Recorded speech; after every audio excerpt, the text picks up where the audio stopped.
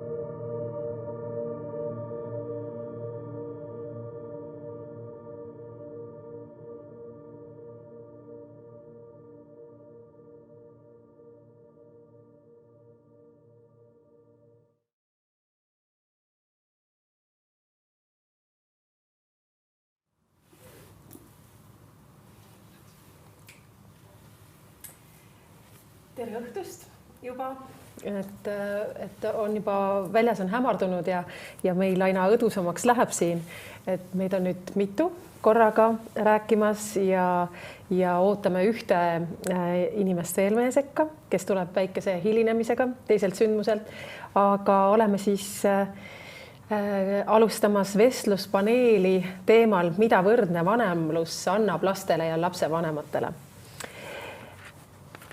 Minu kõrval on 3 võluvat naist ja ma kohe tutvustan neid teile ja uurin ka siis igaühe käest, et milline on meie paneelis osalejate side ja suhe teemaga võrdne või jagatud vanemlus. Õnneli Matt. Ja, tere. Tere. Teie olete jurist ja perelepitaja ja ema. Et milline on teie side tänase teemaga? Tänase teemaga side on nii isiklik kui tööalane, et siis nii 11 aastat perekondades aidatud lapsi jagada, et kuidas mõistlikum või selgitades kohtupraktikat aidates esindada. Ja isiklikult, et mis tunne on, kui on laps jagatud võrdse vanemlusega ja mis tunne on, kui laps ei ole jagatud võrdse vanemlusega. Ja on kogemust sellist, et mingitel etappidel on justkui hea ja mingitel etappidel võib-olla ei meeldi see nii väga. Aga suures pildis ma pigem ikkagi pooldan võrdset vanemlust kui vanemad, kui on 2 head vanemad, kes sellega hakkama saavad. Need võrdne vanemlus nõuab ikkagi siis teatavaid võimeid ja oskusi, ma saan aru. Aga me jõuame nendest lähemalt rääkida. Eeva Koplimets, tema on ema, kes jagab kohustusi võrdselt teise emaga. Kuidas sina tunned, et milline su side on võrdse vanemlusega? Et mind kutsuti siia rääkima selle poolest, et kui tihtipeale räägitakse soostereotüüpidest, millesse takerdutakse pereelus, siis meie oleme siis nagu see perekond, kus on raske neisse takerduda, sest see alus on nagu sama. Ja rääkimagi sellest, et kuidas meie oleme oma perekonnas lahendanud kogu selle ma ei tea, kodutööde ja tööl käimise ja kõik selle. Et ma lahuselamise kohta ei oska kaasa rääkida, seda kogemust mul ei ole, aga just väikeste laste kasvatamine, et mul on kogemust nii sellest, kui ma olin täiskohaga kodune ja kogemus sellest, kus ma nüüd käin poole kohaga tööl, et kuidas see on mõjutanud mind kui ema ja laiemalt minu perekonda. Kuidas teil on rollid teise emaga teie peres jagatud? Kui rääkida nagu siis ema ja isa nii-öelda läbi nende stereotüüpide? Läbi stereotüüpide selles suhtes ei saagi rääkida, et nad tõesti ei kehti. Ja ma arvan, et tegelikult need stereotüübid ei kehti ka nendel perekondadel, kus tegelikult on ema ja isa, sest inimesed on nii erinevad ja me keegi ei ole stereotüüp. Ja kui me laseme nendest stereotüüpidest lahti, siis me saame hakata just nagu koos otsima seda, mis on see meie pere jaoks kõige mõnusam koos toimimise viis, et mis kellelegi paremini sobivad mingid kodutööd või tegemised ja kuidas neid asju korraldada, et noh, ma olen olnud ka mehega suhtes ja noh, trelli võtsin ikka mina kätte ja autojuht olin ikka põhiliselt mina, et see ei tasu ka erisoost paaridel liiga kinni jääda nendesse stereotüüpidesse, et need pigem nagu suruvad meie isiksust maha ja kui me oleme maha surutud, siis me ei ole nii õnnelikud ja kui me ei ole nii rahul oma eluga, siis me ei ole ka head lapsevanemad. Anni, sina oled 14-aastane, eks ole? Ja sinul on siis 2 kodu, mille vahel sa liigud siis 50% ajast ja 50% ajast, et pool ajast oled emaga ja pool ajast isaga. Vastab see tõele? Ja kui kaua sul on 2 kodu olnud? No umbes 7-8 aastat. Ja kuidas su elu siis välja näeb, et võib-olla sa kirjeldaksid natuke, et me saaksime aru sellest 2 kodu kontseptsioonist? No, alguses oli niimoodi, et me olime mingi ema juures, mingi isa juures, me isegi nagu ei mäleta, millal see toimus. Ja siis oli niimoodi, et isa töögraafiku järgi, et kui tal oli vaba, siis me olime tema juures. Ja siis praegu mingi aeg oli olnud 2 nädala kaupa, aga nüüd läks isal see töögraafik jälle niimoodi, et ta saab meiega pikemalt olla. Ja siis oli emal ka mingid vahepeal olid mingid tegemised, et siis me olime vahepeal isegi kuu kaupa. Aga nüüd on natuke aega olnud 3 nädala kaupa. Ja kas su vanemad elavad teineteisest kaugel või lähedal? Nad ei ela isegi nii kaugel, mingi kilomeeter natuke peale. Tema elab hästi kooli lähedal ja siis isa elab natuke kaugel, et sealt saab rattaga käia. Ja kuidas sa liigud nende kodude vahel, et kui sul on näiteks ema kodu siis aeg, et kas sa võid sattuda ka isa juurde ja vastupidi, et kas sa oled selles liikumises niimoodi, saad olla loominguline või kuidas teil on kokku lepitud? Ja, et alguses ema poolt nagu sugulased niimoodi soovitasid nagu mitte käia, hästi isa oli just nagu uue kaaslase leidnud ja niimoodi. Aga praegu on ju, et kui näiteks ema läheb kuhugi reisile või midagi, et siis me oleme paar päeva isaga või siis isa läheb näiteks kuhugi tööle, siis sellel kaaslasel on ka mingi väga selline pikaajaline töögraafik, siis me oleme paar päeva ema juures, et praegu käime vabamalt. Nii et üsna paindlik on see liikumine. Väga tore. Varsti jõuab meie sekka ka ajuteadlane Jaan Aru, kes on isa, kes jagab siis kooselus kohustusi võrdselt siis laste emaga.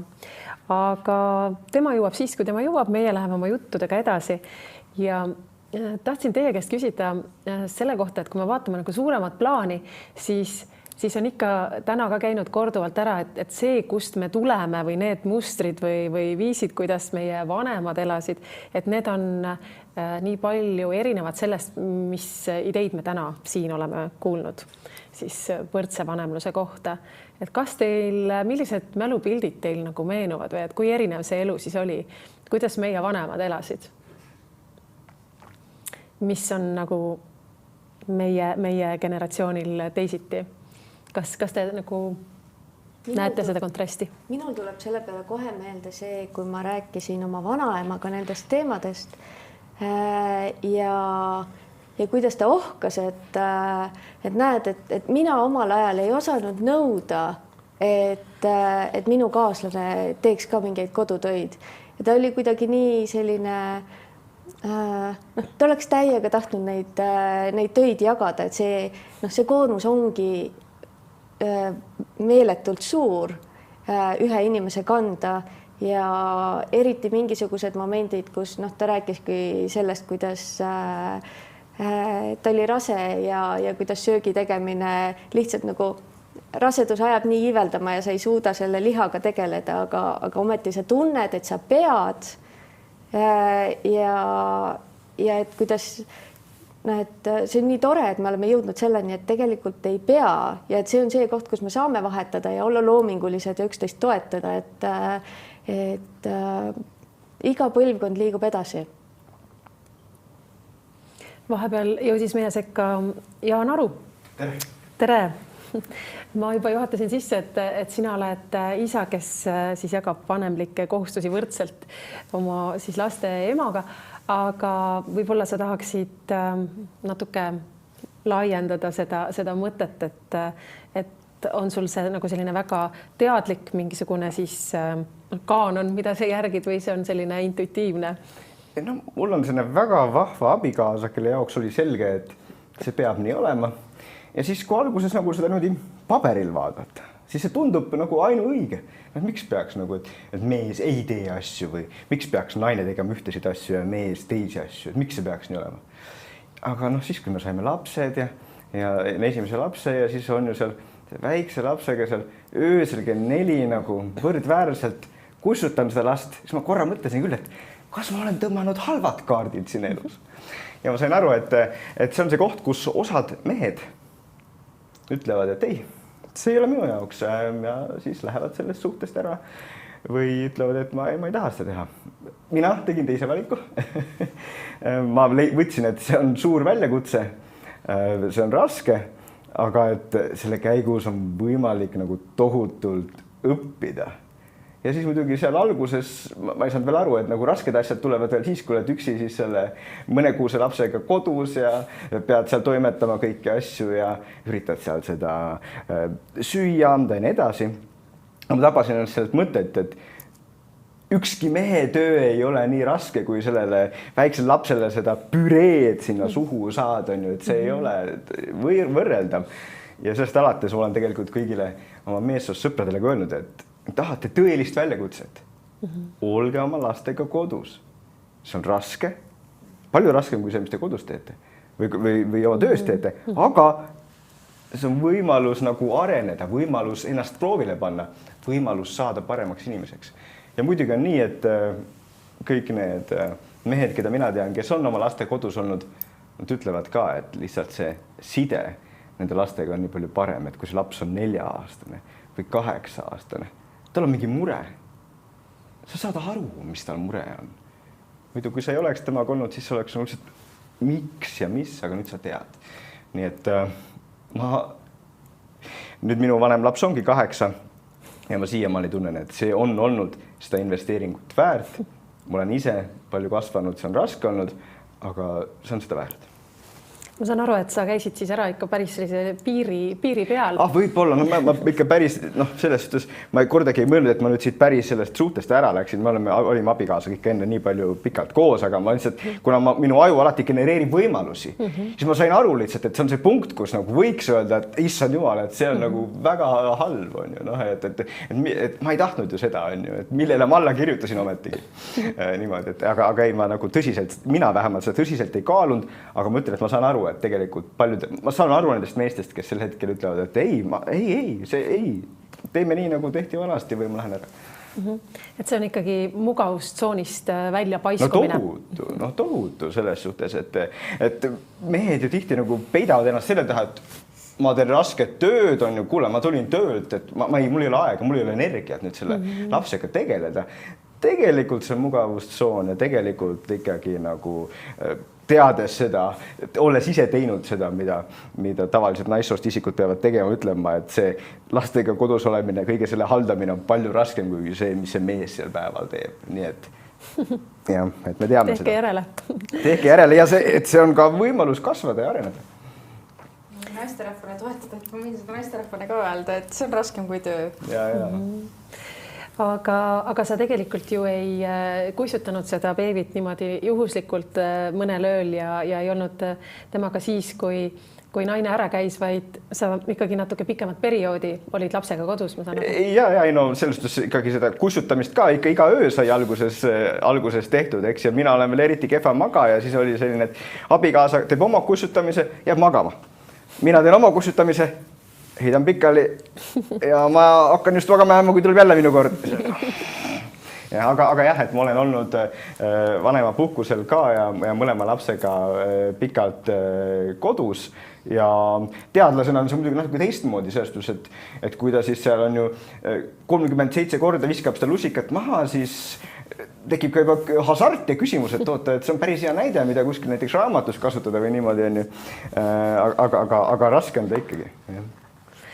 Et tegelikult hakkas paistma perspektiiv kasutada olukorda ära ka oma eks ma teadsin algusest peale, mind on algusest peale see laste mõistus huvitanud, et eks see oli algusest peale üks selline väike lisamotivatsioon, mida võib-olla igal inimesel ei ole, aga ma arvan, et igal mehel ja igal ka emal on võimalik nagu leida oma motivatsioon.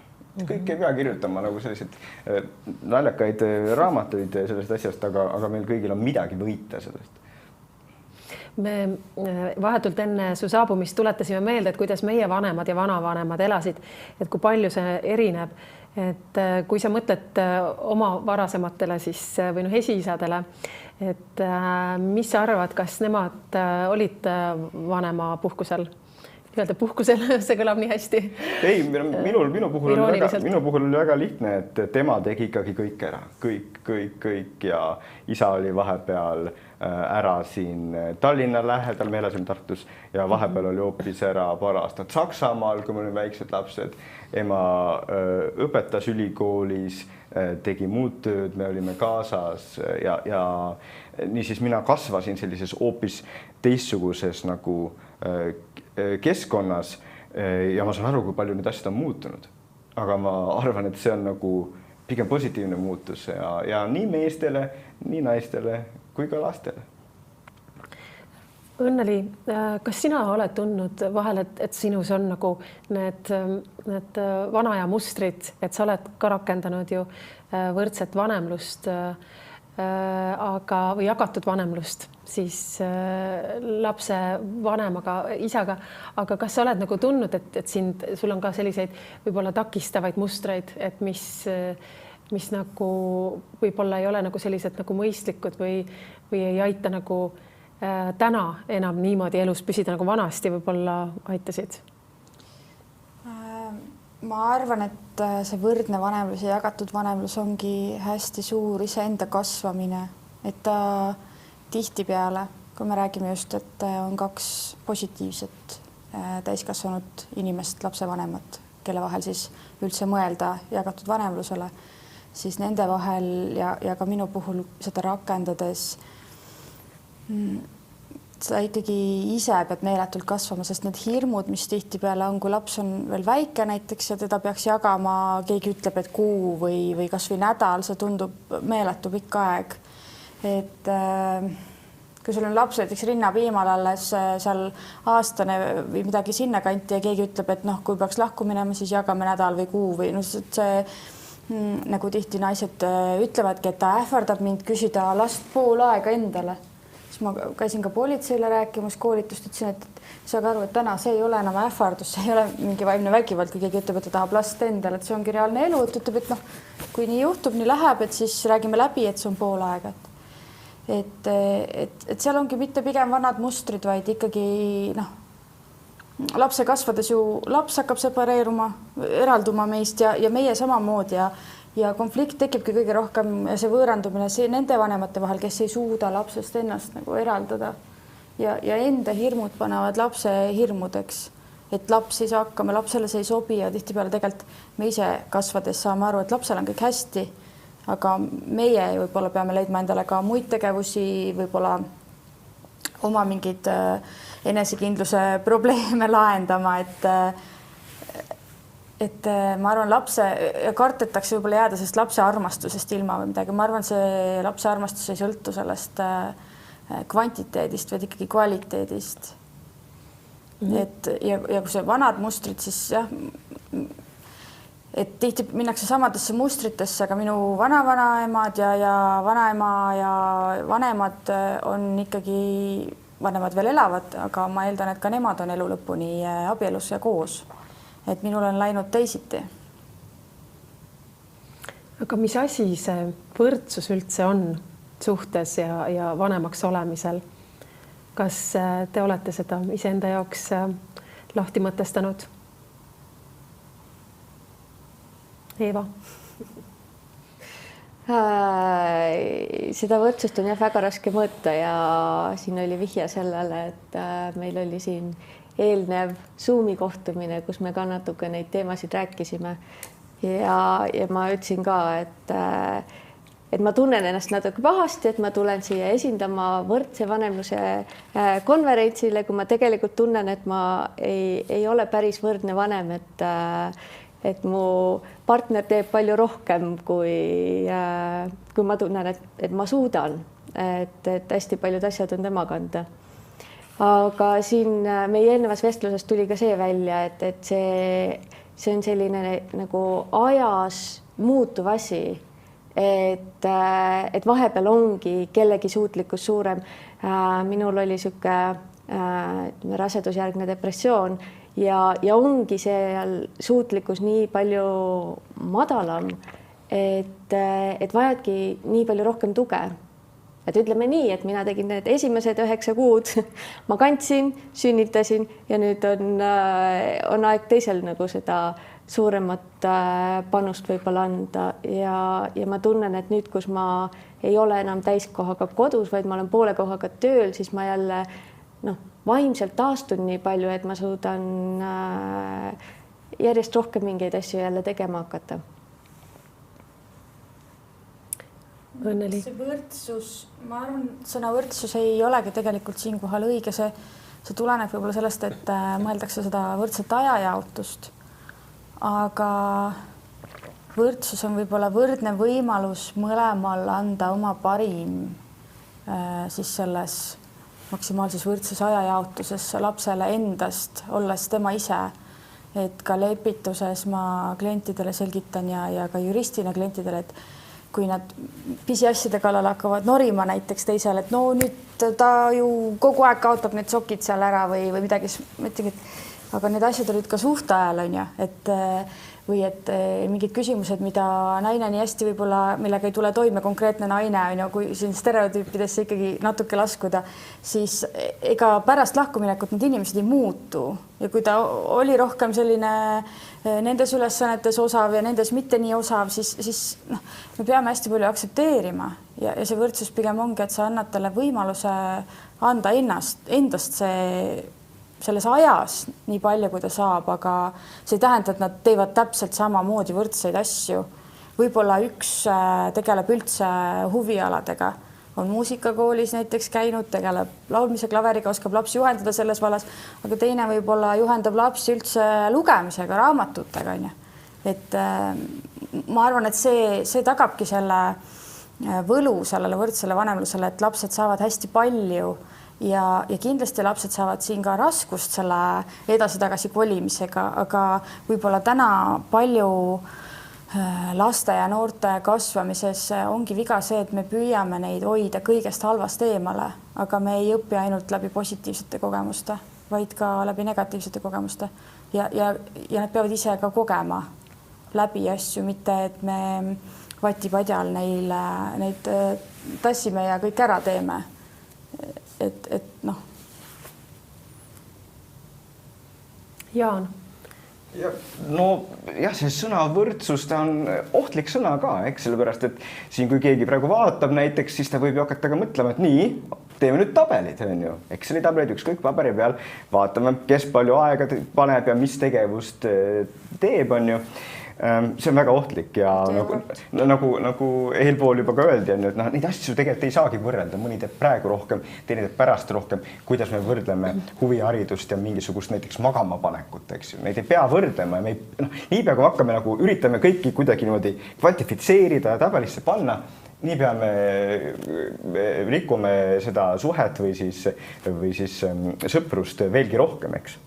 Ja mina siis alati ütlen seda, et võrdsus, see võib olla mingisugune selline ideaalne tulevikuvisioon, aga praegu mehena mina tahaks lihtsalt, et see kaalukaus nagu natukene nii läheks, et mehed rohkem teeksid kodus, on ju. Et ei pea võrdselt tegema, aga see, kui mees teeb rohkem, kui ta saab lastega rohkem koos olla, kui ta võtab rohkem asju enda kanda, see on juba hea. Niisiis väike samm sinna suunas on juba parem kui mitte midagi ja ehk on isegi parem, kui päris seda võrdsust hakata taga ajama. Mul endal oli selline kogemus, et ma kuulsin ühe Rootsis elanud inimese käest, et kuidas oli, ta rääkis sellest mööda minnes niimoodi, et tema jaoks ei olnud see üldse miski, aga ma jäin selle peale nagu mõtlema, et vau, et kas tõesti niimoodi. Ma saan aru, et mees ja naine, kes elasid koos, kasvatasid last, et nad pesid oma pesu ise, igaüks ise. Et sellist nagu ühist pesemist ei olnud, et üks partner võtab ja peseb siis nagu kogu pere pesu ära, vaid et see käis ikkagi niimoodi, et ei, mina küll tema asju ei pese. Et see on nagu igaühe siis oma asi ja kohustus.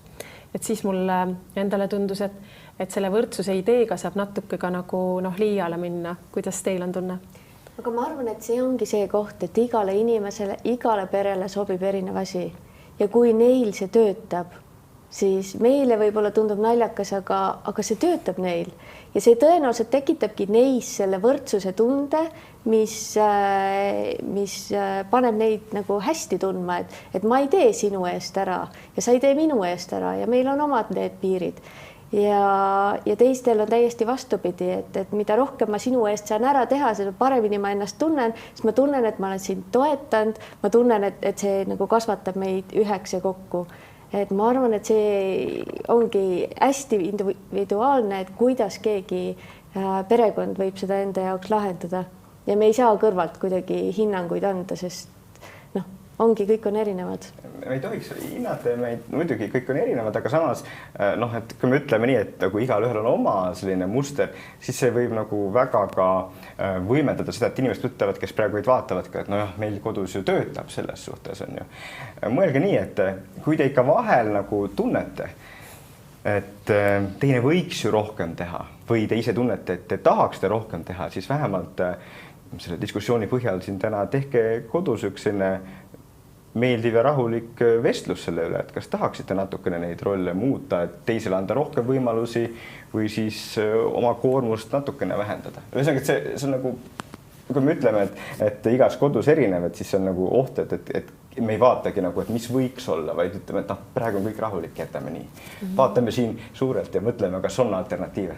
Mul on ka teistpidine psühholoogia sellele, et ma arvan, et tihti seda, et teine ka kaasa aitaks kodutöödele, selleks ei ole vaja üldse ei jalgu trampida ja vahel isegi mitte võib-olla läbi rääkida nii väga ega kirja panna, vaid tihtipeale võib see sõltuda sellest, et see vanem, kes on lapsega jäänud koju, see on tema töö ja tema roll ja ta tegelikult ise ei jaga seda. Et see on tema mängumaa ja kui nüüd järsku tuleb teine vanem või keegi teine tuleb abistama, ma ei tea, äi tulevad abistama, siis tegelikult tihtipeale see kodus olev inimene ärritub sellest, tal tekib ärevus sellest. See on tema praegune keskkond ja rutiin. Asjad lähevad ju valesse kohta. Ja, et võib-olla vahel sellele kodus olevale inimesele meeldibki mõelda, et aga mina hoolitsengi, mina panengi pesud kõik talle kokku ja ta ise üldse ei saaks hakkama, et vaadake, mul on kõik tehtud, on ju. Aga siis tekivadki elus erinevad etapid, et nagu Annigi rääkis, et mingi periood oli isal üks graafik, siis emal teine on ju ja siis vastavalt sellele ka muudetakse.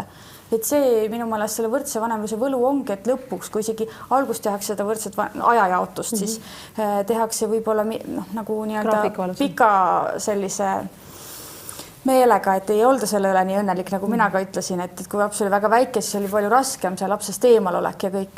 Aga lõppkokkuvõttes peakski seda tagama selle edu, et on koostöö ja kui üks vanem ütleb, et mul oleks paar kuud võimalik välismaal töötada või õppida või midagi, siis tal on see võimalus, ta saab öelda omale teisele vanemale, ka lahku läinud vanemale, kes jääb siiski tema partneriks ju. Et nüüd on nii, on ju, et sisuliselt mul on abi vaja ja on võimalus, et sa saaksid olla lapsega rohkem koos. Et kuidas sa serveerid selle kavalalt, aga sisuliselt, et kui ollakse nugade peal, siis ei saa tegelikult keegi seda, mida ta tahab ja vajab.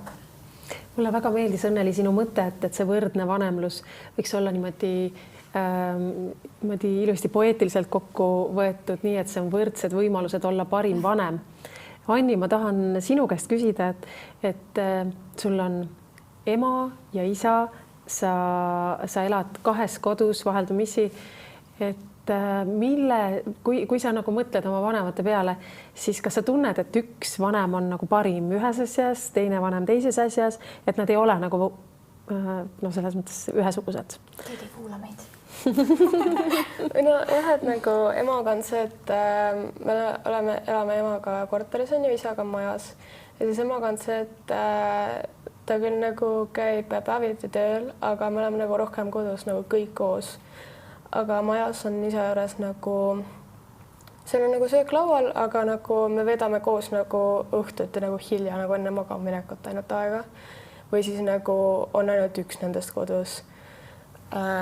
Nagu, et ema juures on niimoodi, et seal on nagu kõik olemas, aga samas ka nagu ei ole. Ja siis isa juures nagu leiab tegevust, seal on nagu hästi palju loomi, aga samas nagu ei ole inimesi, kellega nagu rääkida nii palju. Sest nagu seal on kõigil trennid ja tööd ja siis on kõigil õhtul trennis või siis kuskil maal. Sa näed tegelikult 2 erinevat elu ja nagu me teame, siis selline erinevate kogemuste pagas rikastab. Et selles mõttes on see nagu nii tore, et sa nagu näed neid erinevusi ja ema-isa nagu siis saavad anda igaüks omal moel seda parimat. Aga tänase konverentsi lipukiri ja pealkiri on võrdne vanemlus kooselus, jagatud vanemlus lahuselus.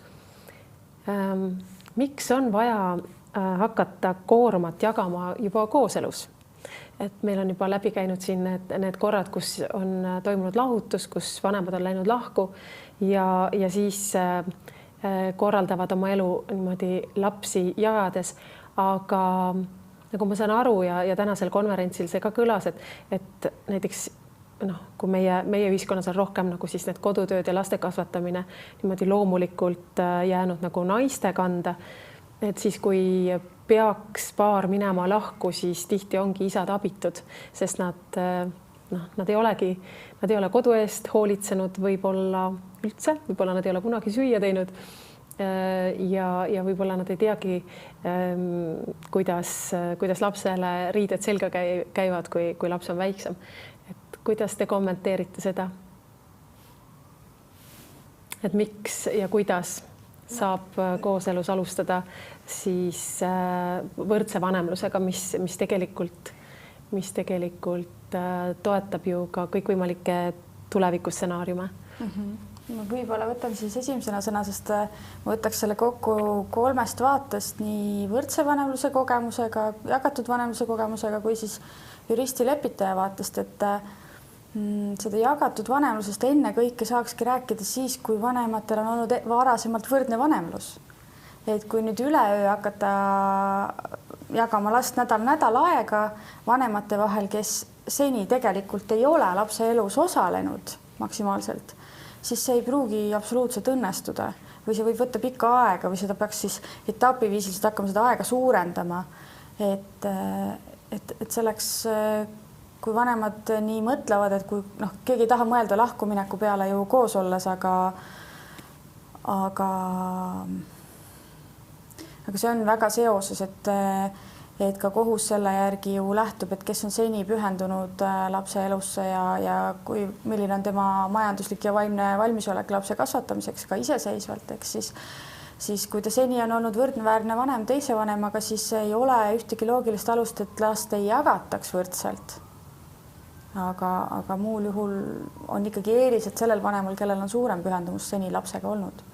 Ja enne kõike peaks seda tegema selleks, et iseenda lapsega olekski parim pühendumus ja siis ka paarisuhte pärast, et kui on võrdne vanemlus, siis ma usun, et ka paarisuhe saab olla oluliselt tugevam, selliselt leitakse aega mõlemale iseseisvaks vabaks ajaks perest eemal näiteks ja näiteks lapsi viia vanavanemate juurde, et tugevdada siis paarisuhet ka väikeste laste kõrvalt kuskil mujal külla minnes näiteks kasvõi.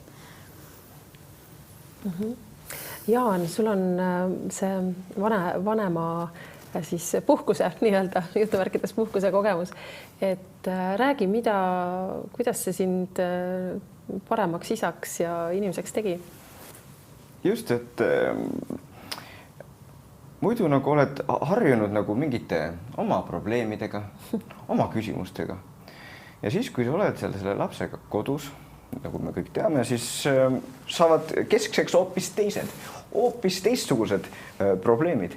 Ja selle peale võib alguses vihastada, võib närvi minna, võib mõelda, et mul olid ju tähtsad küsimused või mul on tähtis töö, aga siis ühel hetkel saad nagu paremini aru, et mis siin elus tähtis on.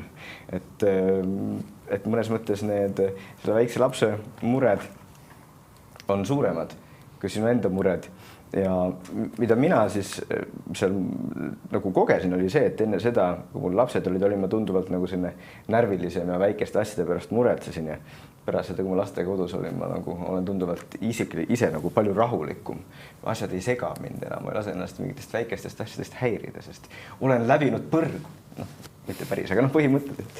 Ja mõte on selles, et siis see on see, mida ta annab mehele, eks, et ta annab võimaluse, selle väikse lapse kodus olek annab võimaluse nagu tegelikult õppida enesekontrolli, enesejuhtimist, asju, mida me käime õppimas muidu kuskitel koolitust, et seal ei õpi mitte midagi. Suure raha eest. Lihtsalt suure raha eest istud seal, aga ole paar päeva kodus lapsega ja anna talle seda brokolipüreed, eks.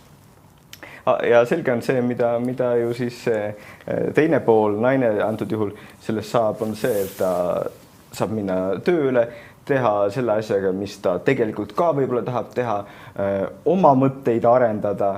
Ja see lihtsalt ka seob neid inimesi, mind ja minu abikaasad antud juhul, eks, et me teame, et me teeme seda koos. Ei ole nii, et üks nüüd mõtleb kõrgeid mõtteid ja teine toidab selle brokolipüreega, eks. Ja viimaks lapsed, mis saavad, on see, et neil ei ole mitte ainult 2 silma ja 1 aju, mis neid jälgib kogu aeg, vaid on 2 aju ja 4 silma, mis on kogu aeg juures ja nagu aitavad siis niimoodi koos toimes seda last ka arendada ja tema elu juhtida ja suunata, et see on ikkagi lapsele ikka nii-öelda topeltsisend ja sellest on väga palju kasu. Eeva, kas emad saavad ise ka olla ebavõrdsuse põhjustajaks kodus? Aga loomulikult saavad, aga mina ei ole vist kõige õigem inimene sellest rääkima. Sest ma arvan, et näiteks soostereotüübid on need, mis hästi tihti on aluseks, miks näiteks lükatakse teist vanemat kõrvale, et inimesed, kellel on peas mingisugused kinnistunud ideed, et võt see on naiste töö näiteks, et nad ei annagi meestele võib-olla võimalust neid töid proovida või kui tõesti kaaslane teeb neid asju esimest korda, siis ilmselgelt nad võtavad rohkem aega või ei tule kohe nii täpselt õigesti välja või ei tule välja nii, nagu inimene on alati harjunud, et peaks tegema. Et siis kindlasti on nagu lihtne soostereotüübi pealt minna, sest see on meil kuidagi see on nii kaugelt lapsepõlvest juba sisendatud need mingisugused mõtted, et nad tulevad automaatselt pähe, et see on naiste asi ja ära sina üldse puutu või? Kusjuures minul neid ei ole, kuigi minu vanemad ja vanavanemad ja kõik on elu lõpuni elanud koos, siis sellises paarisuhtes, et mees ja naine ja on olnud talupidamised, farmipidamised, kõik, et jah, isa kunagi ei teinud väga süüa, aga nüüd on isa meil just see tervisliku toitumise peal ja ema üldse ei sekku sellesse, et temal on oma trenn ja tema sööb, kuigi isa on 69, et ema põhimõtteliselt talle enam süüa ei teegi, sest et mina ei tea, mida tema sööb, tema ei söö, onju. Aga minul enda jaoks ka ei ole, akutrelliga lasin just terrassi kokku ja et ma pigem tahaksin ikka olla naiselik naine, ma pigem tunnen kogu aeg seda ühiskonna survet, et me peame kogu aeg nii mehelikuks muutuma ja võtma nii palju seda koormat endale. Aga ma ka ei näe neid töid, et ka võrdses vanemluses ma ütlen, et mis see andis, oli see, et menüü on kindlasti palju rikkalikum. Ühel on oma nišitoidud, teisel on oma nišitoidud. Et meil oli jagatud suhteliselt üle päeva, üks päev tegi mees süüa, teine päev tegin mina süüa. Et ja võib-olla, et isa ei teinud süüa, aga näiteks onu tegi väga hästi süüa, mu vend teeb väga hästi süüa, vene naine on kokk, aga ma loodan, et ta ei kuula, vend võib isegi paremini süüa teha. Et mehed teevad väga hästi süüa. Mul ei ole sellised stereotüüpe või rehvi vahetust, no siis lihtsalt vahetad, võib-olla helistad mõnele sõbrale ja küsid, et nõu meesterahvalt, et ta võiks teada. Aga Eeva, aga sa rääkisid nii ilusa nagu pihtimuse jagasid meiega, kui me valmistasime ette tänast kohtumist, et mis puudutas nõusid, mis olid nagu vales kohas natuke või valesti pandud, et äkki sa jagad seda oma sisemist sellist dialoogi? See oli jah, kunagi ammu mingi hetk, kui ma avasin oma köögikapi ukse ja esimene mõte, mis mul pähe tuli, oli see, et nõud on valesti ära pandud. Ja siis ma äkki sain aru sellest, et issand, et keegi teine on minu kodus minu nõud ära pesnud. Ja selle asemel, et tunda nagu tänulikkust selle eest, et mul ei ole siin hunnik pesemata nõusid, siis esimene asi, mis mulle pähe tuleb, on nõud on vales kohas. Et see tundus nagu nii jabur, et issand, kuidas ma saan niimoodi mõelda. Ja teine asi, mis mulle pähe tuli, oli see, et aga kui ta oleks nõud õigesse kohta ära pannud, ma ei oleks üldse märganud, et nõud on pestud. Et tänu sellele, et ta pani need nõud ära valesse kohta, ma üldse tean nagu olla tänulik selle eest, et ta nõud ära pesi, sest muidu ma ei oleks seda märganud. Et see on jah selline koht, kus hästi palju tuleks nagu ennast vaadelda või märgata enda kohta, et mis mõtted mul üldse peast tulevad ja mis need kõik tähendavad, et vahel need esimesed mõtted võivad olla ikka väga mööda. Siis väga tähtis loomoraal kõikidele vaatajatele on ka see, et kui te võtate mingi töö, mis te nagu salaja teete ära, et teisele head teha, siis tehke midagi natuke valesti, jah, sest muidu ta ei märkagi seda. Kõige tähtsam. No sa said õigel hetkel kinni, aga mis põhiline ongi, millega mina lepituses tegelen, ongi see, et ei saada õigel hetkel seda mõtet kinni ja tulebki skandaal, et sa panid valesti, võib-olla sa enda meelest ütled seda väga ilusti pehmelt ja teine mõtleb, mida? Täielik lootusetuse tunne. No. Et kas sa lepituse käigus nagu mis need nagu kõige suuremad takistused selliseks sujuvaks jagatud vanemluseks tavaliselt siis on, et kas on siis see, et naised ei suuda lapsi jagada või siis lihtsalt emotsionaalsetel põhjustel või siis tõesti see, et neile tundub, et mees teeb kõike valesti, lihtsalt teistmoodi. Või on seal veel kolmandad-neljandad levinud takistused? Ma arvangi, et põhiline on jah, vanemate endi mingisugune psühholoogiline tõrge, mis siis takistab jagada last võimalikult võrdselt teise vanemaga, kui teine vanem selleks kolmanda isiku pilgu järgi justkui väga sobiv on. On iseenda enesekindluse probleemid kõige rohkem.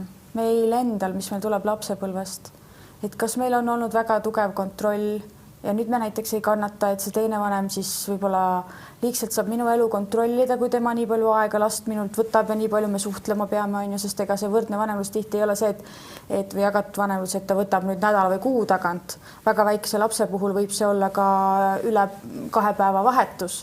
Ja siis see tähendab väga tihedat omavahel suhtlemist ja lapsega ka info väga palju liigub, on ju, mida võib-olla ei taheta, et lapsega liiguks kaasa see info, mis mina nüüd oma kodus ja mis mina oma uues elus teen. Et iseenda kasvamine on kõige rohkem minu meelest see jagatud vanemlus. Ja kui teisel on mingid vajakajäämised, siis kindlasti ta neid kriitikaga ei paranda. Et kui sa jätadki pigem ütlemata selle, siis võib-olla ta järgmine kord ja kolmas kord teeb siis sellega õigesti, või siis kopeerib sind, et nad tõesti emal või isal tuleb see küsimus või teisel vanemal tuleb see küsimus lapsega paremini välja, siis ta kopeerib vaikselt ja õpib ja teeb selle järgi. Aga kui sa lähed seda ütlema, et sa sellepärast ei saa last võtta, et mina viin lapse ilusti rattaga kooli, aga sina tood autoga, see ei ole tervislik, on ju. Et peaks laskma jäädagi erinevaks mõlemal. Et siin nagu psühholoogi ja ajuteadlasena võib öelda, et probleem on tihti selles, et meie enda ajudes on mingid piirid, meie enda ajudes on viisid, kuidas me näeme, et asjad peaksid olema, ja kui see teine teeb teistmoodi, siis me automaatselt nagu järeldame sellest, et tema on loll ja tema teeb valesti. Aga mida mina alati ütlen, et katsume aru saada, et meil endal on ajus need piirid ja kui me ise nagu vabamalt võtaksime seda asja, siis teine võib-olla ei paistakski enam nii loll ja need asjad ei paistakski nii halvad. Ja kõiges selles kontekstis, heiti, kui on ju tõesti nagu lahku mindud, siis selle teise inimesega seoses tuleb nii palju võib-olla neid negatiivseid mõtteid, mis nagu iga kord kergitavad neid piire ja nagu viivad meid juba sellisesse piiratud mõtlemisse. Aga ma julgustaks siis vähemalt siin, kes täna kuulavad neid inimesi nagu alati nagu ise aru saama, et sel hetkel, kui mul tuleb see, tekib nagu kerge nagu viha ja ma tunnen, et ma ärritun, sel hetkel katsume rahulikumalt võtta, aru saada, et niipea kui me vihastame, on meie mõtlemises ja selles, kuidas me maailma näeme, suured piirid, mis piiravad ka meid ennast ja kahjuks siis meie lapsi ka. Ja stressis aju ei saa mõelda mõistlikult. Ta läheb nendesse tavalistesse mõttemustritesse, mis meil on, seal tulevadki esile rohkem need asjad, mis me oleme harjunud tegema, kuidas tavaliselt on ja see kõik ärritab meid. Aga meil on võimalik nagu ise üritada nagu öelda, et okei, ma võtan rahulikult, kõik on hästi ja see juba parandab. See esimese etapi vastus võib-olla eelmisele küsimusele olekski olnud see, et mis takistab siis niisugust rahumeelsele jagatud vanemusele minekut, oleks siis selle taseme vastus, et läbi töötamata lahkuminek, leinaperiood, seda nimetatakse lahkumineku järgselt samamoodi leinaperioodiks. Aga ma läksingi sealt veel edasi tegelikult, et miks see lahkumineku läbitöötamine ka nii raske inimesel on, see tuleb ka tagasi juba enda lapsepõlvest või enda psühholoogilisest seisundist, et mõni suur skandaal ja lahkuminek laabub palju kergemini kui teine rahumeelne lahkuminek. Minnakse võib-olla mõistlikult rahumeelselt lahku, aga üks pool leinab seda 3 või 4 aastat. Et see on lihtsalt niivõrd erinev ja see tuleb igaühe enda seest kõige rohkem. Et mulle meeldib see ütlus, et armastus on meie enda sees, see ei sõltu mitte ühestki meie välisest objektist ega inimesest. Et samamoodi, ma arvan, on ka viha ja kõikide muude emotsioonidega. Me oleme nüüd rääkinud sellistest nagu võimalustest ja rikastavatest võimalustest, mis puudutab võrdset ja jagatud vanemlust. Aga kas te tunnete, et midagi on nagu ka mingid kas te näete nõrku kohti sellel ideel, et me siis jagatud vanemluse siis definitsioon, ma saan aru, on see, et laps on mõlemad vanemad jagavad last vähemalt 35% ajast, et see on siis määratud ajaga paika pandud, et väga paljudele tundub see esimese mõttena võõras juba tänu sellele, et kust me tuleme, aga siis kui sa püüad selle nii-öelda taagast lahti saada ja püüad siis nagu keskenduda lapse huvidele, siis minul ausalt öeldes on küll tekkinud see küsimus, et oot, aga kuidas selle stressitasemega ikkagi on, et kuidas laps talub ikkagi seda nii-öelda inforohkust, mida tähendab nagu kahe kodu vahet liikumine ja selle vahetamine, et kas te näete nagu siin nagu selliseid kitsaskohti ka? Anni, sina oled meil kõige õigem inimene rääkima võib-olla või jagama oma kogemust, et kas sul nagu vahel, kas sa tunned, et see on natuke väsitav või sa oled sellega ära harjunud ja see on nagu osa sinu elust ja sa teisiti nagu ei kujutagi ette? No kindlasti oleks parem, kui ma oleks nagu ühes kodus ja olen nagu natuke harjunud, ega ikkagi häirib, kui sa pead nagu nädala lõpus pakkima, see on järgmine päev juba kool. Ja siis, kui sa isa juurde tahad, sa pead kõik riided juba ära panema, et nagu hea oleks, kui sa jätaksid asjad pooled ühte kodusse ja pooled teise. Aga samas on see, et kui sul on midagi vaja, sa pead selle jälle ära tooma. Ja siis sa jätad selle jälle maha ja sa pead selle teise kohta uuesti viima, et nagu see natukene ajab närvi ja natuke võtab nagu aega kitsamaks. Aitäh. Kuidas teised tunnevad?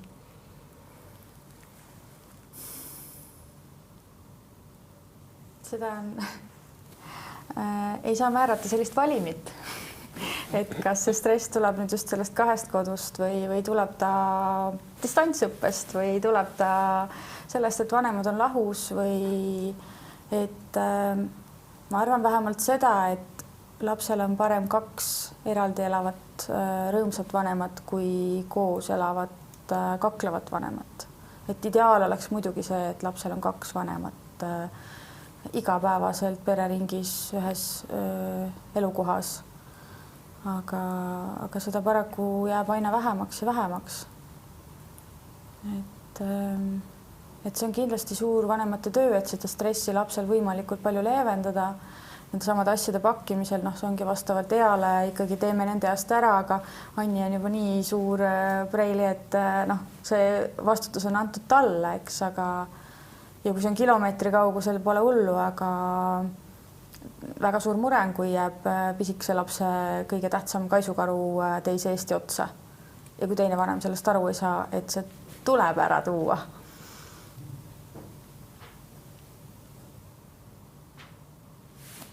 Midagi negatiivset siia lisa, aga ma ütlen, et põhimõtteliselt võib-olla ja ma olen kindel, et on selliseid lapsi, kelle jaoks ka see 2 koha omamine on isegi nagu tore mingil määral.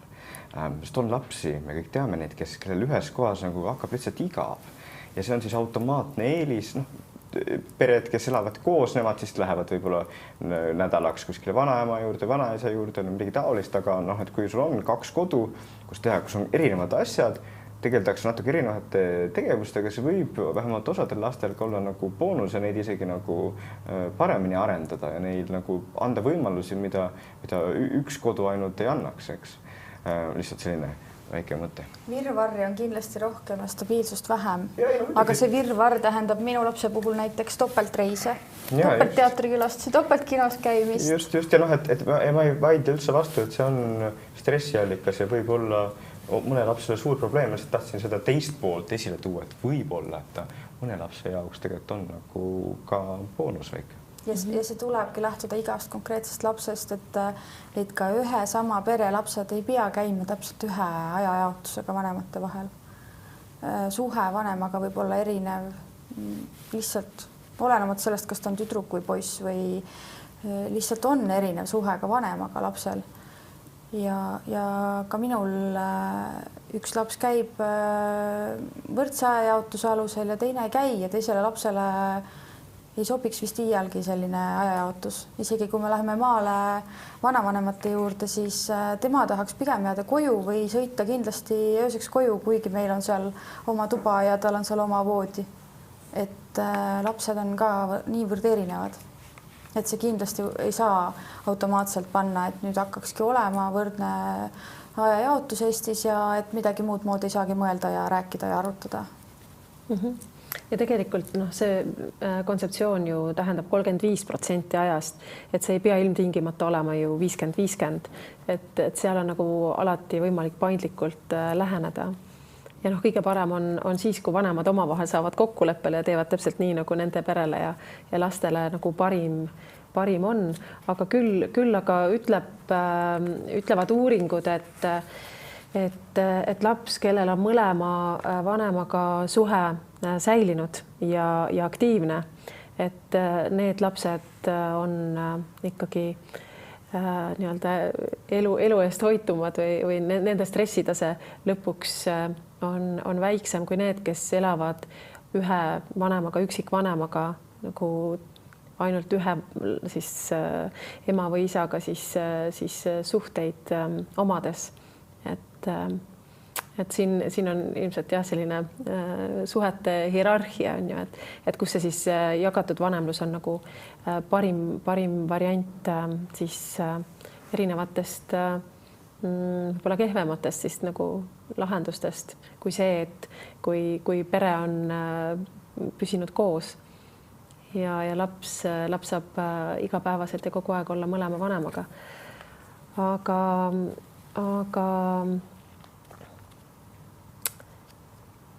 et me jõuame ikkagi lõpuks nende baasväärtuste juurde, et milleks on see,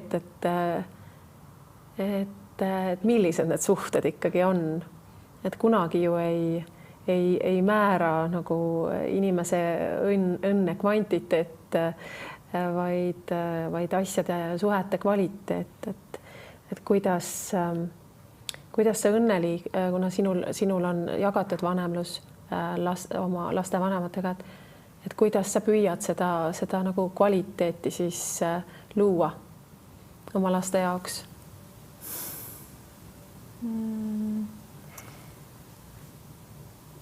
Seesama, et lihtsalt püüadki olla võimalikult aktsepteeriv teiste inimeste suhtes, et jagatud vanemlus hõlmab kindlasti suuremal määral ka teise vanema ringkonda, tema lähedasi, sõpru, vanemaid, sugulasi. Et neid inimesi tuleb ka kindlasti palju rohkem aktsepteerida kui võib-olla siis, kui laps käib ainult 2 korda kuus teise vanema juures ja ta tõesti on seal, aga jagatud vanemluses vanemad üldiselt kasutavad rohkem ka seda ressurssi, et oma ajast saavad lapsi viia rohkem näiteks vanavanemate juurde, kes muidu ongi mures, et nad ei näe üldse oma last kui oma lapselast, kes elab teise vanema juures näiteks. Et ja olla selles ajas oma parim. Ja see jagatud vanemlus annab kindlasti seda, et sa saad olla puhanum. Et kuna ma ühte last tema ei käi nii suure ajajaotusega isa juures, siis ma imestan, kuidas inimesed kuidas nad vastu peavad, et nad lapsi ainult endaga näiteks hoiavad. Et see võib-olla annab neile emotsionaalse mingisuguse kindluse ja turvatunde ja kontrolli, aga see on ikkagi tohutult väsitav, et ma vajan ka seda eneseteostust ja oma aega, et seda jagatud vanemlus kindlasti rohkem annab ja pärast seda saan ma jälle olla kodus täisväärtuslikum lapsevanem ja kaaslane ka oma lastele. Eeva? Jah, ma tunnen ka, et see üksi olemine või kinni olemine, et kui sa oled kohustatud oma lapse eest seal kodus hoolitsema, siis sa jäädki kuidagi sinna 4 seina vahele kinni ja sa ei pääse enda mingisuguseid pingeid maandama, sa ei pääse ennast teostama, mis nagu sinu hinge rikastaks ja see kindlasti mõned taluvad seda paremini, mõned halvemini, aga ma arvan, et me oleme paremad inimesed, kui me elu on mitmekülgsem. Et me saame olla lapsevanemad, aga me saame olla ka midagi muud.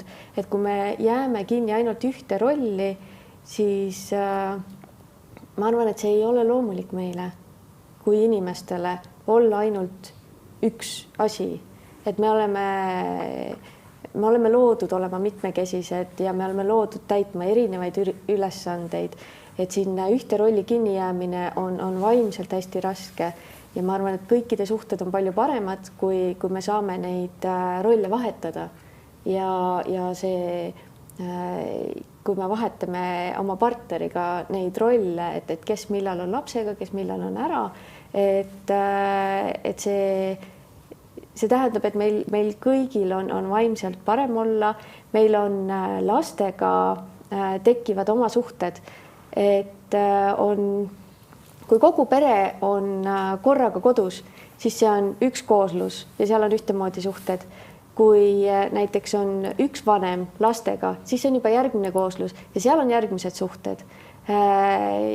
Ja see rikastab, kui meil on neid erinevaid kogemusi olla täisperega, kogemusi olla ühe vanemaga, kogemusi olla täiesti üksi ühe vanemaga koos, et ma arvan, et see on hästi oluline neid erinevaid rolle läbi käia, et vahepeal võttagi see üks laps ja minna temaga ja teha midagi toredat koos, et see nii palju kasvatab teid kokku omavahel, et käiagi lapsega muuseumis ja minna avastada maailma ja sa äkki avastad, kui palju ägedaid ideid tema peas on, mida koduses igapäevaelus sa ei panegi tähele ja teil tekivad mingisugused ühised kogemused, mis on ainult teil omavahel ja see rikastab seda nii palju, aga kui see ütleme, et kui ongi mitu last peres, kui teist last ei ole selleks ajaks kuhugi panna või teisi lapsi, et kui teine vanem ei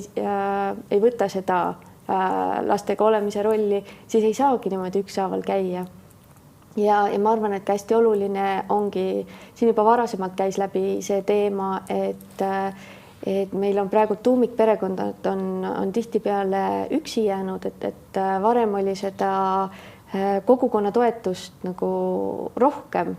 Et ma arvan, et see kogukonna toetus on ka hästi oluline, et meil on väga vedanud, meil on mõlemad vanavanemad väga hea meelega tegelevad lastega ja ma näen kõrvalt üllatusega seda, kui palju on vanavanemaid, kes ei tahagi lastega tegeleda ja ma ei teadnud enne, et nii ka saab, sest minu suguvõsas on see kuidagi hästi loomulik, et vanavanemad tahavad lastega tegeleda.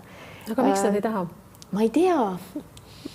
Peab nende käest küsima, sest ongi minu jaoks nagu hästi loomulik see, et vanavanemad tahavad lastega tegeleda ja et see on elu osa ja et miks nad ei taha või miks nad eemale hoiavad, ma ei tea. Sest et mulle tundub, et sellel on hästi suur roll sellel laiendatud perekonnal, et kuidas tegelikult pere õnnestub. Et kui vanavanemad ei leia aega oma nagu lastelastega kohtumiseks või nendega tegutsemiseks, koos olemiseks, siis tegelikult jääb mõlemal poolel nagu mingisugune väga oluline elukogemus täitmata. Ja siin on ka lapsevanema roll, ma arvan, et kindlasti on võib-olla nii-öelda tänapäeva vanavanemaid, kes lihtsalt ise teevad täpselt samal määral tööd kui me ise ja neil ei ole võib-olla seda aega nii palju, aga no aja leidmine on alati küsimus, aeg tuleb võtta, ega seal kellelgi meil seda praegu üle ei ole ju, aga see on see sideme küsimus, et kui sellel vanavanemal ikkagi on tekkinud see tugev side, kiindumus lapsega, sest aga selle aja leiab rohkem kui siis, kui näiteks seda last on ka temast võõrutatud. Et on vanemad olnud nii konfliktis, et nad ei lase vanavanemaid ligi ja seda ma näen iga päev väga-väga palju. Et seda ka jagatud vanemlus nagu toetab, et sellel ajal tavaliselt vanem paratamatult ikkagi mingi päevakese selle oma aja sees, kui tal on näiteks 6 aega või 2 nädalat laps temaga järjest, siis ta ikkagi leiab aja, et viia vanaema juurde ka lapsed, aga kui tal on ainult nädalavahetus, siis ta kasutab ise selle aja ja ta seda enam kellegi kolmandaga võib-olla ei jaga. Ja siis ei tekigi suhet selle laiendatud pereringiga, tädide, onude, vanaema, vanaisa, teistega. Väga hea, et me oleme nüüd juba laiendanud, me ei räägi enam nagu ainult temast ja isast, et me räägime tegelikult mitte ainult võrdne, vaid me tahaks ka vanemad, vanaisad, tädid, onud, kõik kampa võtta. Paneme graafikusse. Ja kindlasti mõte on see, et graafikusse me ei taha võib-olla panna, aga noh, et jah, et laps saab väga palju õppida ka onult tädilt, vanemalt, vanaisalt ja me peaksime seda võimaldama ja kui võimalik, seda nagu ka läbi rääkima ja aga nendega tekib siis sama küsimus, et kas te usaldate oma ema, isa on ju sinna oma last vaatama või arvate ka, et nad teevad ju mingid asjad valesti ja annavad õhtul seal veel kommi ja siis õigel ajal ei pane pissile ja nii edasi. Aga ka täpselt samad need head küljed on, samad probleemid, aga me peame teadlikud olema ka samadest headest külgedest, eks, et see vanema või vanaisa, ta saab selle lapsele anda midagi hoopis teist, mida meie ei suuda, sest selle vanemal vanaisal on teatud omadused, teatud tarkus, mida meil võib-olla ei ole veel. Et ikka me jõuame selle isikliku sisemise kasvamise juurde, et mida siis selline pereelu, et ükspuha, kuidas ta siis on korraldatud või kas vanemad on koos või lahus, et igal juhul olukord on alati ebatäiuslik ja see ongi see, milles me õpime ilmselt kõige paremini, nagu Jaan on siin. Olukord on ebatäiuslik ja ebakindel, aga me võime siis selle peale vihastada või siis võime öelda, et siin on võimalus areneda, siin on võimalus õppida. Üksteist imestada, nagu Itaver ütleb. Aga huvitav oleks teada, et mis on teie jaoks kõige tähtsam mõte, millega te täna koju lähete, et mis te kuulsite võib-olla siin paneelis või siis konverentsil laiemalt, kes jõudis kuulata? No, mina tunnen ise igapäevaselt tundes, kasvades teadlikult, püüdeski seda jälgida, iseenda kasvu. Et kõige olulisem kõiges, mis me teeme, kus me oleme, mis meid ümbritseb, ongi ennekõike meie enda seest tulenev töö iseendaga. Et see, kuidas me välisele reageerime, sõltub ikkagi meist endist. Ja kui meie suhted lähevad keeruliseks, siis jah, need on ikkagi kahepoolsed ja kui see lahkuminek on paratamatus või tundub parim valik lapsele kui vanematele, siis nii on, aga sealt edasi ka ikkagi see sõltub meist endist, kuidas see koostöö pärast läheb, et me ei saa kõigest teistele näpuga näidata. Isegi kui oleks põhjust, see ei aita. Et muuta saame me ainult ennast. Jaan. Mina sõnastaksin nii, et mida ma tahaks, et kuulaja siit kaasa võtaks, on see, et on kuskil mingi ideaal, et on selline võrdne vanemlus, võib-olla sinnani ei jõua võib-olla isegi heades peredes. Aga et me peaksime mõtlema nii, et on nagu laiem võimalus kui see, mis meile nagu ajalooliselt pärandatud on.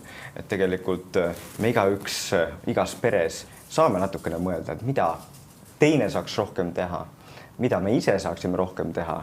Ja me peame teadlikud olema, et sellega kaasneb vahel see tunne, et neetud, ma teen selle ise ära, ta on nii loll. Aga et me peame andma teisele ka võimaluse kasvada ja areneda ja seeläbi, et me laseme vabaks ja laseme teisel seda natuke halvemini teha, seeläbi me kasvame ka ise. Ja et kogu see protsess on tegelikult tähtis ja hea võimalus ise paremaks inimeseks saada ja paremaks lapsevanemaks. Ja ma võtan siit kohe üle. Parim variant seda ellu viia on minna kodust ära ja jätta teine vanem lastega.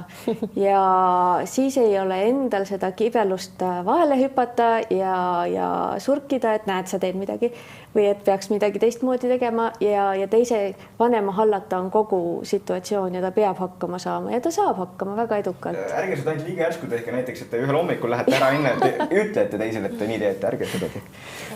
Enne välislähetusi ei ütle jah, siis lähed. Aga Jaan, täna on käinud mitu korda konverentsilt läbi selline intrigeeriv mõiste nagu daddy's quota, et mis on siis nagu siis isade kvoot,